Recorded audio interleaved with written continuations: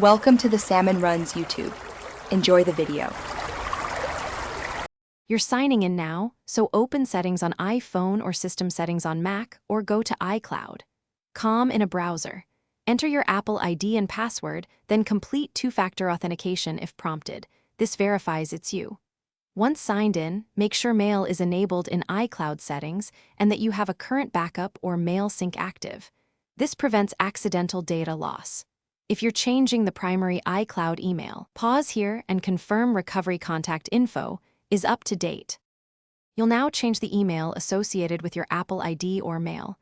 On a device, open Apple ID settings and select Name, Phone, Email on iCloud. Choose Account Settings. Add a new reachable address or edit the existing one, then follow verification steps sent to that new address. If you need a new iCloud address, create it under Mail Preferences.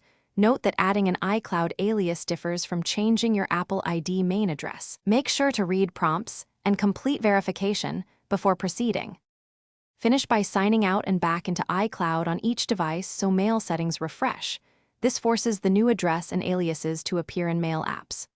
Once done, open Mail, confirm your inboxes and aliases sync correctly, and test sending and receiving. If something fails, make sure you entered the correct password, completed two-factor verification, and that Apple ID shows no alerts. As a key troubleshooting tip, reset network settings or remove and re-add the Mail account if sync still fails. This often clears.